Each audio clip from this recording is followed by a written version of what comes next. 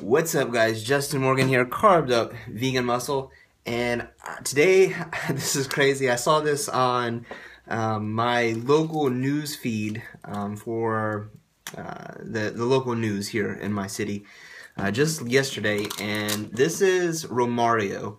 Romario started injecting synthol and a mixture of synthol, alcohol, and some other kind of substance into his arms and into his various muscles back a few years ago. And the crazy thing is that he says he still gets tempted to use it.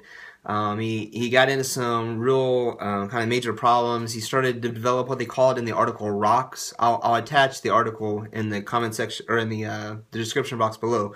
But he started to develop like rocks inside of his muscles. And I guess that he was going to have his arm amputated, and they ended up not doing it. The doctor was able to remove some stuff, and so that he didn't end up having to have his arm amputated. But he said he still gets he's still tempted to keep using it.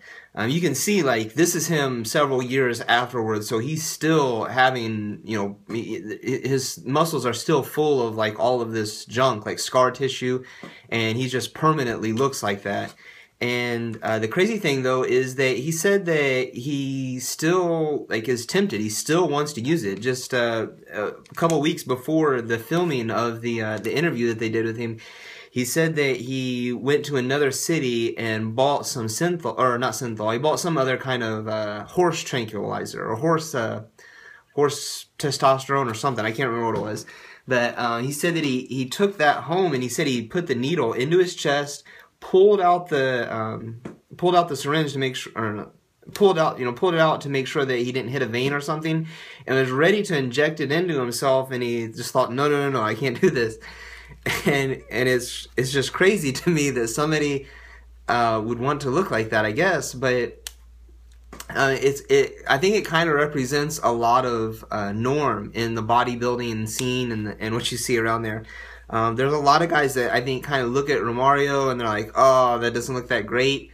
But then they look at somebody like Rich Piana, or somebody who looks a lot like Romario, and I mean, just less sarcastic. It was, better well done, the way that, they did the injections and things. And they look at something like that and think, oh, well, but they look good. And I think it kind of represents a bigger problem. I'm really fascinated by Russian cultures and Iceland, where strength is valued. So the guys get really big. I mean, you see these enormous man beasts floating around. In Russia, there's Mikhail Koklayev or Misha Koklayev and Dmitry Klokov, and lots of great Russian lifters that are out there. And in Iceland, there's the old John Paul Sigmason, and I'm trying to think some contemporary guys. I started to think of Zydrunas Savickas, but he's not Icelandic. I don't know. These enormous men, but they are strong though. They don't just look strong. And I think that with the case of Romario and a lot of other bodybuilders, you get into the thing that they want to have this appearance. They want to look strong. They want to create the appearance of being strong and muscular. But then when you look at their lifts, for somebody that's their size, their lifts are really unimpressive. I can remember somebody criticizing Jay Cutler because he put 4 plates on per side, and it made it look like it was 415 pounds, or that would be about 200 kilos. And it looked like he was repping it out. He was just doing sets of 10 or 15 or something with 415 pounds. But then, somebody that was at the gym kind of was commenting, no. Those are only 30-pound plates or 35-pound plates. That wasn't really. So I mean, these guys want to have this appearance. They want to create this persona of being strong athletes. And the downside is that a lot of times that it's just that. It's only a persona. It's only something that they've created to create the appearance of being strong. Now, when you get into strength athletics or strength sports like powerlifting, strongman, those guys take stuff too. There's lots of substances that they take, and I don't condone that.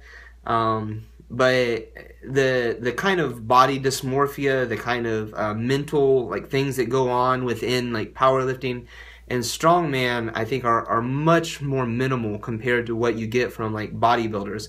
A lot of bodybuilders suffer like really badly from eating disorders. They have they'll go huge, they'll go way up, way down in terms of their body fat. There's this huge variation. So you see guys like Lee Priest that will put on an extra 40 or 50 pounds of fat in when they're not competing, and then they go on these long, really aggressive cuts where they're starving themselves to get down to weight.